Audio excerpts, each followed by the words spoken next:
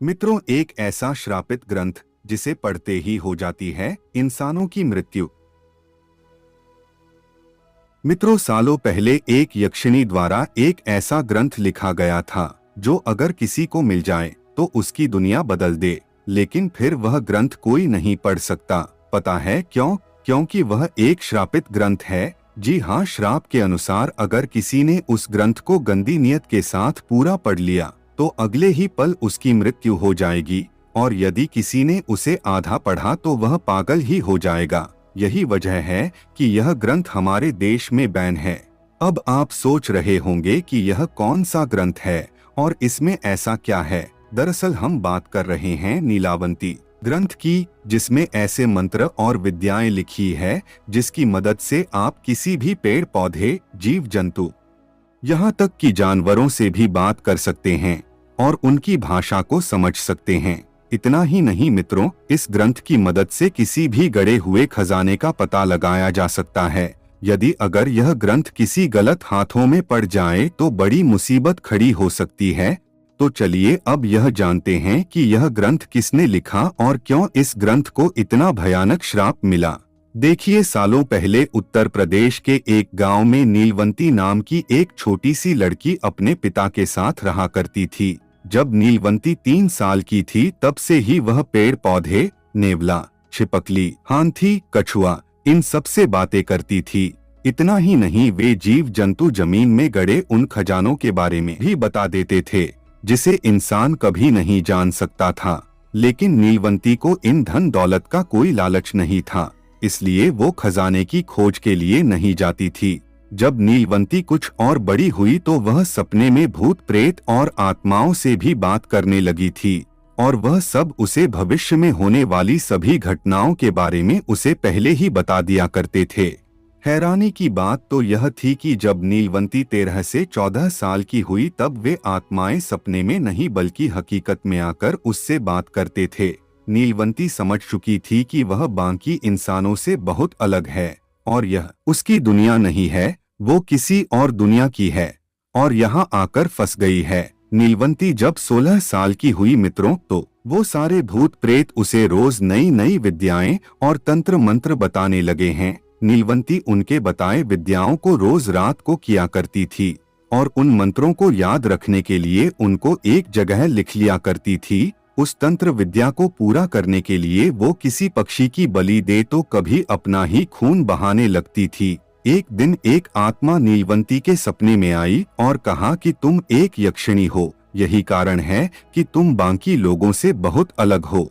तुम्हें अपनी दुनिया में वापस जाना होगा। इसके लिए उस आत्मा ने नीलवंती को एक बरगद के पेड़ के पास जाने को कहा जो उसके गांव से काफी दूर था। बस फिर क्या, वह उस पेड़ की खोज में निकल पड़ी। रास्ते में उसे एक आदमी दिखाई दिया जो बैलगाड़ी से कहीं जा रहा था।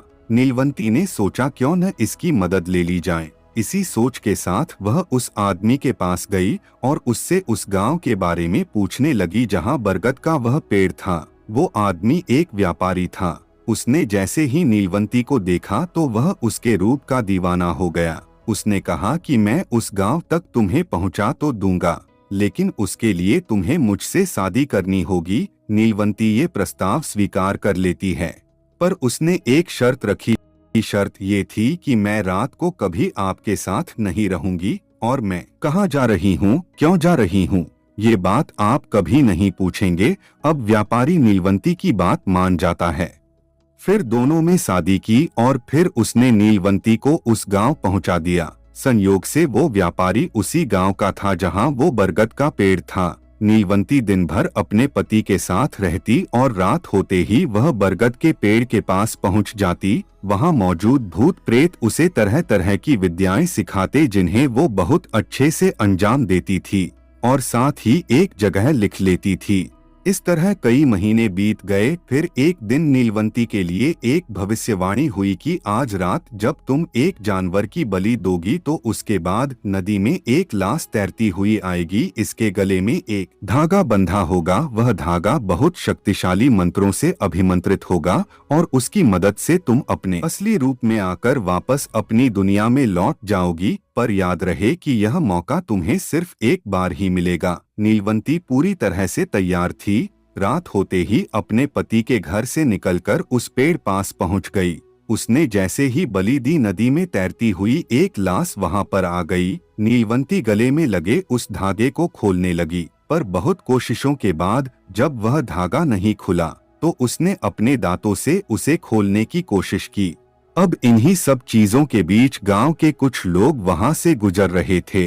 उन्होंने नीलवंती को देखा तो उन्हें लगा कि यह तो डायन है, लाश खा रही है, और लोगों ने तुरंत उसे मारने का फैसला किया। पर जब तक वो नीलवंती के पास उसे मारने पहुंचते तभी उसका पति उसके सामने आकर खड़ा हो गया। हैरानी की बात तो यह थी मित्रों की अब वह एक साधारण इंसान नहीं बल्कि एक भयानक पिशाच का रूप ले चुका था। गांव वालों के साथ साथ नीलवंती की भी आंखें फटी की फटी रह गईं। वे लोग जिसे वो इंसान समझ रहे थे वो वास्तव में एक पिशाच था।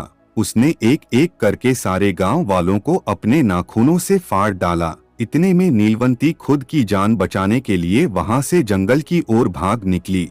तभी वह पिशाच अचानक उसके सामने आ गया। उसने कहा, मुझे पता है कि तुम एक यक्षिणी हो, मुझे तुम्हारी लिखी वह किताब चाहिए जिसमें तुमने सारे मंत्र और विद्याएं लिखी है। मित्रों, नीलवंती यह समझ जाती है कि वह किताब अगर किसी गलत हाथों में पड़ी तो अनर्थ हो जाएगा। उसने उस पिशाच को मारने की कोशिश भी की पर वह दोबारा से जीवित हो गया। नीलवंती को लगा कि वह इस पिशाच को नहीं मार पाएगी। तभी उसने अपनी किताब को यह श्राप दिया था कि जो भी इसे गलत इरादे से पूरा पढ़ेगा उसकी मृत्यु हो जाएगी, और जो आधा पढ़ेगा वो पागल हो जाएगा। इतना कहकर वह वहां से गायब हो गई। इसके बाद नीलवंती को किसी ने कहीं नहीं देखा। हैरानी की बात तो यह है मित्रों कि अब वो अपनी दुनिया में वापस नहीं जा सकती थी। फिर वह कहाँ गई? इतना ही नहीं, आखिरकार उसकी लिखी किताब किसे मिली और यह भी किसी को नहीं पता। वहीं कुछ लोगों का कहना है कि वह किताब बाद में एक ब्राह्मण को मिली थी, जिसके बाद इसे ग्रंथ का नाम दे दिया गया। कहा जाता है कि आज के समय में इस ग्रंथ की ओरिजिनल कॉपी केवल 3 या 4 लोगों के पास ही है। तो मित्रों, आज की वीडियो में बस इतना ही, और यह जानकारी आपको कैसी लगी कमेंट करके जरूर बताएं। धन्यवाद।